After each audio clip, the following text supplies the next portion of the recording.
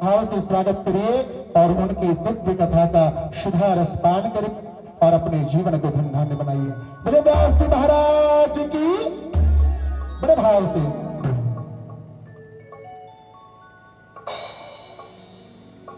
श्री सीताराम। ये आपने श्रवण किया पूज्य व्यास जी से कि भगवान का नाम ही हमारे जीवन का सार है। क्यों? क्योंकि अनेकों नाम हैं। आप देखें हमारे यहाँ कोई एक देवी देवता नहीं है। कितने हैं? कोटि। बहुत से लोग कोटि का यहाँ पर प्रकार लगा देते हैं, लेकिन प्रकार है नहीं, अपितु 33 करोड़ देवी ही देवता है। इसमें प्रकार किसी प्रकार की बात नहीं है।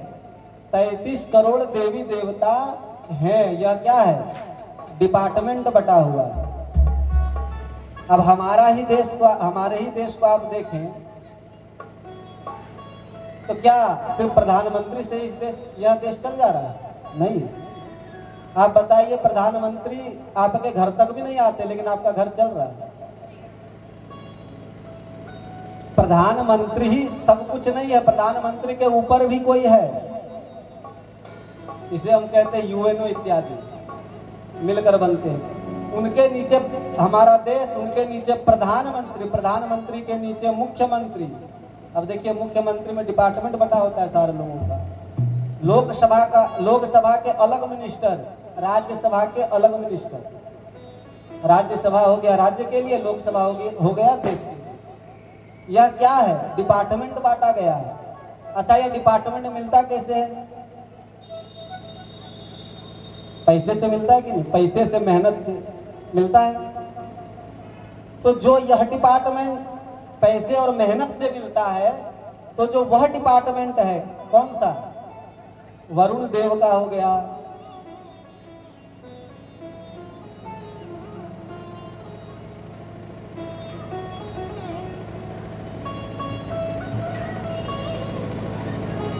तो जो यह डिपार्टमेंट है वह धन एवं परिश्रम से मिलता है। तो जो वह डिपार्टमेंट है जिसमें इंद्रादि देवता हैं, सूर्य देवता हैं, वह भी धन एवं परिश्रम से मिलता है। धन क्या है? धन क्या है? हमारो धन राधा श्री राधा श्री राधा, हमारो धन राधा श्री राधा श्री राधा, हमारो धन राधा श्री राधा श्री राधा।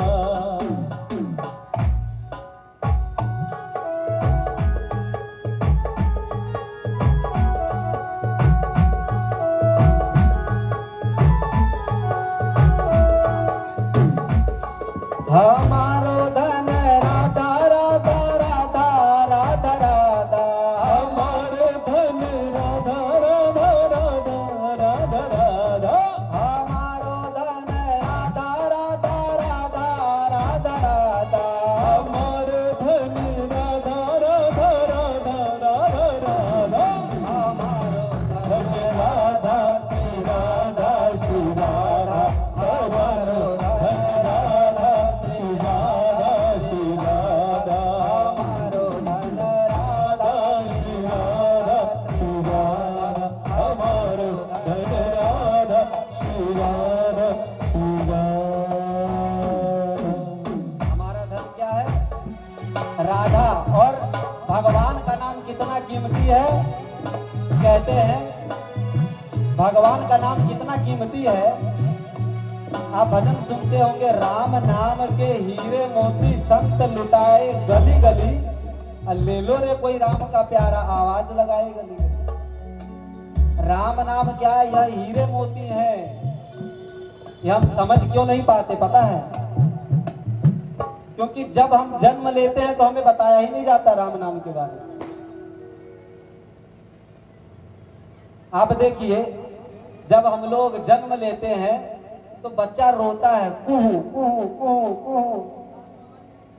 यह कुहू क्या है? वेद कहते हैं कोहम।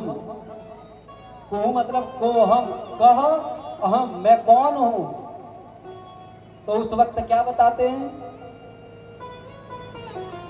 मामा, पापा, यही बताते हैं ना। मैं कौन हूँ?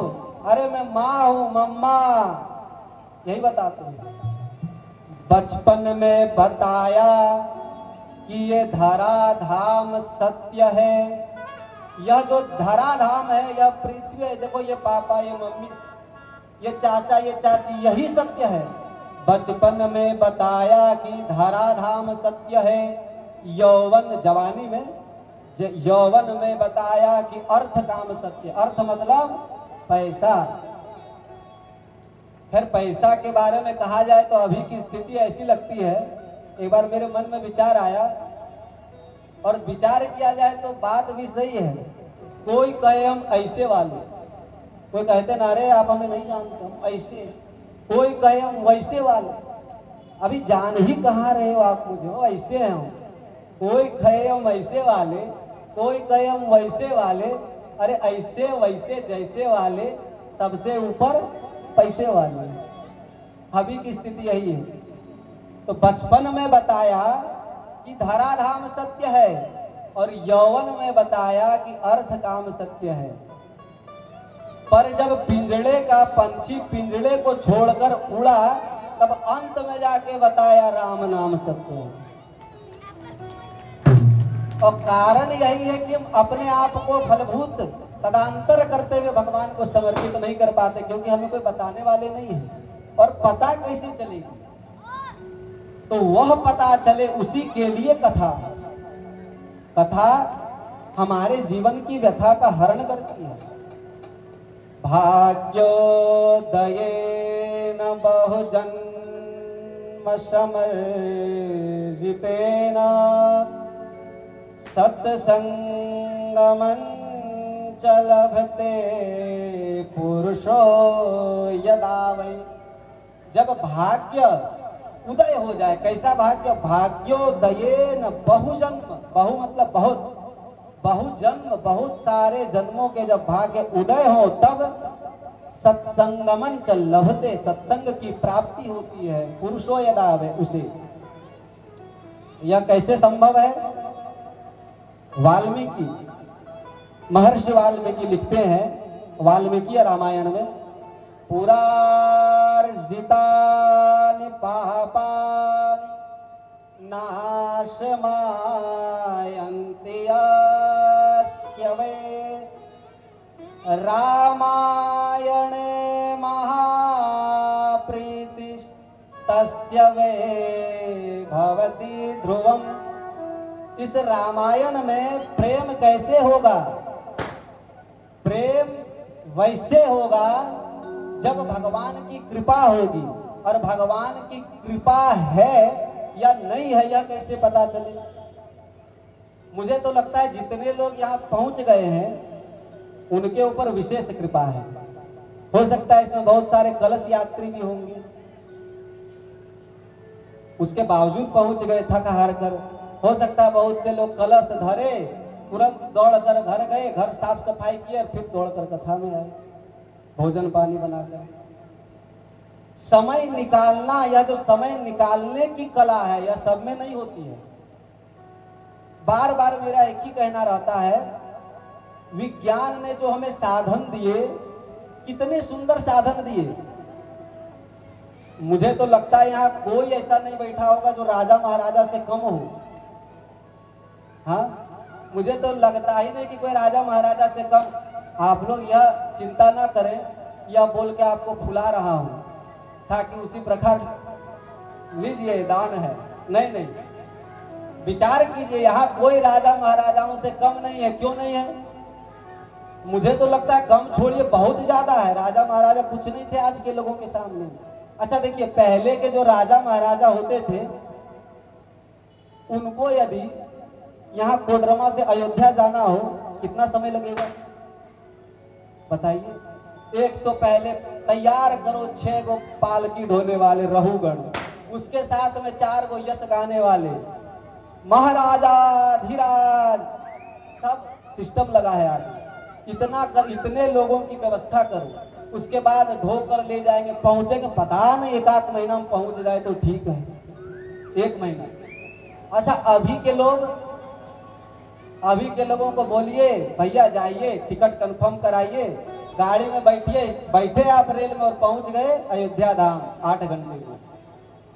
बताइए कितना हम लोगों ने विकास किया। अब राजा से तो कितने अधिक आप हुए। दूसरी बात, पहले के राजाओं को गर्मी लगती थी, अभी उष्ण ऋतु से तो निकले ही हैं, सब जानते कितनी गर्मी थी। तो जब उन्हें गर्मी लगती थी तो आप देखिए, एक इधर खड़ा करे एक इधर खड़ा करे और दोनों मिलके लगे हैं भौंकने में, उतनी लफड़ा।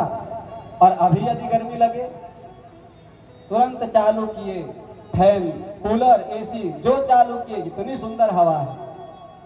अब आप बताइए दूसरे मामले में भी हम कितने आगे हुए। अच्छा बताइए, जब उन्हें किसी दूसरे राजा के पास चिट्ठी लिखनी होती थी, कितने दिन बाद गई कितने दिन बाद आई कोई अता पता नहीं, लिख कर दे दिया एक संदेशक, अब वह लेकर दौड़ रहे हैं संदेश को, फिर पहुंचे फिर लेकर आए, फिर खबर पता चली। अभी क्या है, तुरंत खोलिए व्हाट्सएप, मैसेज कीजिए, जैसे उन्होंने मोबाइल डेटा को ऑन किया तुरंत मैसेज सीन,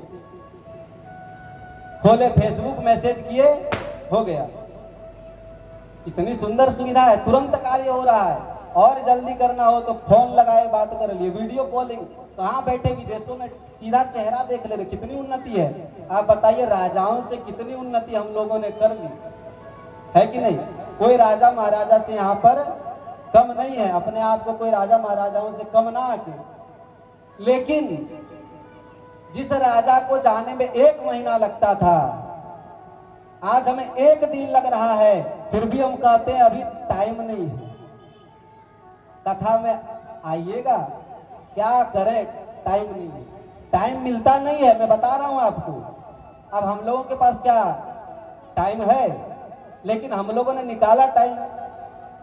आप कह रहे हैं कि मेरे लिए दिवाली है, क्या मेरे लिए दिवाली नहीं थी? मैं दूसरे जगह जाकर नहीं कमा सकता था? दिवाली आपके लिए तो दिवाली मेरे लिए भी है, और भले आपको लगे जो लगे, लेकिन मैं चाहे तो दूसरे जगह जाकर अपना काम निकाल सकता था। लेकिन मेरा मुख्य जो उद्देश्य था, यदि ध्वजारोपण किया हूं मैं, चाहे जिस प्रकार से हो, इस ग्राम में राम कथा की वर्षा करके रहे। और आप देखें, आप लोगों का जो विशेष सहयोग मिला, उसी से संभव हो पा रहा। तो टाइम मिलता नहीं है, निकालना पड़ता है। और एक विशेष बात यह भी है, एक और बात बताता हूं, जो लोग नहीं आ पाए हैं, हो सकता है उन्हें लगे कि किसी कारणवश हम बच गए। हाँ, हो सकता है लगे कि हम बच गए। मैं आपको बताऊं, यदि आप शास्त्र को मानते हैं, सनातनी है, तो आप विश्वास कीजिए, मैं आपको अंतःकरण एवं शास्त्र की बात बताता हूं, वह अपनी इच्छा से नहीं आए, अपितु उन्हें पकड़ कर रख लिया गया है। किसने पकड़ा है? पाप ने पकड़ा है, प्रारब्ध ने पकड़ा है। वही कारण है कि वह यहां तक ना आ पाए। अब कथा की महिमा क्या है, या तो धीरे धीरे बताऊंगा कि क्यों कथा सुननी चाहिए, लेकिन पहले आप यह सुने कि उनके पाप ने यहां तक पहुंचने नहीं दिया। अब घर जाएंगे तो सारे लोग बताएंगे, सारे लोग अपने परिवार को बताएंगे कि पाप हल्का कम किया करो, कथा में नहीं जा पाते। अच्छा, यह कैसे समझे? आप देखें, एक समय गज और ग्राह की कथा सुनी है? श्रीमद् भागवत महापुराण में गज एवं ग्राह की कथा मिलती है। उसमें एक गज था, हाथी, गज मतलब हाथी, अपने परिवार के साथ मस्त रहता था। एक दिन सरोवर में गया जल पीने के लिए। अब पीने के लिए जो ही उतरा तो मगर ने उनके पांव को पकड़ लिया, मगरमच्छ ने पांव को पकड़ लिया। अब जब पांव गए, हाथी छटपटाने लगा, चिल्लाने लगा, अपनी हथनी देवी से कहता है आकर बचा लो। हथनी ने मना किया, तुम तो जा ही रहा है, हमको भी लेगा। हथनी नहीं आई। अपने बच्चों से कहा, बच्चे भी नहीं आए। तो आप देखें यहाँ पर जो गज के पांव को मगर ने पकड़ कर रखा है, मुझे लगता है कि जो जो लोग कथा में नहीं आ पाए उनके भी पांव को मगर नहीं पकड़ कर रखा है। अब आप पूछेंगे मगर ने कैसे पकड़ के रखा है? उनके घर में कोई नदी बह रही है जो मगरमच्छ घुस गए? देखिए उनके भी पांवों को मगर ने पकड़ कर रखा है। आप उनसे जाकर पूछ लो, चाहे जो हो, जाकर पूछो कथा में क्यों नहीं आए? ये कहेंगे अरे कथा में आ तो जाता मगर काम लग गया था, मगर ने पांव पकड़ लिया है। कथा में आ तो जाता मगर साफ सफाई कि मगर पांव पकड़ लेता है महाराज। यह मगर ही क्या है? पाप है। यह जो कथा है, इस कथा में पाप भी घूमते हैं, पुण्य भी घूमते हैं। लेकिन जो व्यक्ति कथा श्रवण करता है, उससे मनन करता है, श्रवणं तु कृतं सर्वैर न तथा मननं कृतं फल भेदस्ततो जातो भवनादपि मानद। श्रवण करे एवं उसके बाद मनन करे। कथा सुनने से हमारी चित्त पवित्र हो जाती है कि नहीं? और चित्त को पवित्र करना क्यों जरूरी है? चित्त मतलब हृदय। अच्छा, अभी और समय है, श्री वृंदावन धाम से कथा वाचिका भी आई है श्रीमद् भागवत कथा के लिए। तो आज तो संक्षिप्त कथा होगी, तो कुछ मुख्य बातें बता दूं कथा के विषय में। तो चित्त पवित्र होती है। चित्त क्यों पवित्र हो? ताकि हमारे जीवन के अंत काल में राम नाम निकल जाए मुंह से, और जो अपने मरण काल में और अपने सबसे अंतिम शब्द राम कहते हैं, वह मुक्त हो जाते हैं। जन्मत मरत परम पद पाई। दशरथ जी ने भी क्या कहा? राम राम कहे राम कहे, राम राम कहे राम, तनु पर हरि रघुबर बिरह राव गया सुरधाम। राम राम कहकर दशरथ जी भी अपने प्राण का त्याग करते हैं। जो स्वयं भगवान श्री राम के पिता हैं। अंत राम मुख आवत नाही। अंत काल में मुख में राम नहीं आता है। क्यों नहीं आता? क्योंकि यहां नहीं है राम। यहां राम होंगे तब आएगा। अब आपको बताऊं, आप बताओ किसी महात्मा को जाकर धकेल दो, उनके मुख से क्या निकलेगा? राम राम, हे राम, हाय राम। अच्छा, कोई व्यक्ति बड़ा अपशब्द कहता हो, गाली गलौज करता हो, उसे जाकर धकेलो, उसके मुंह से क्या निकलेगा?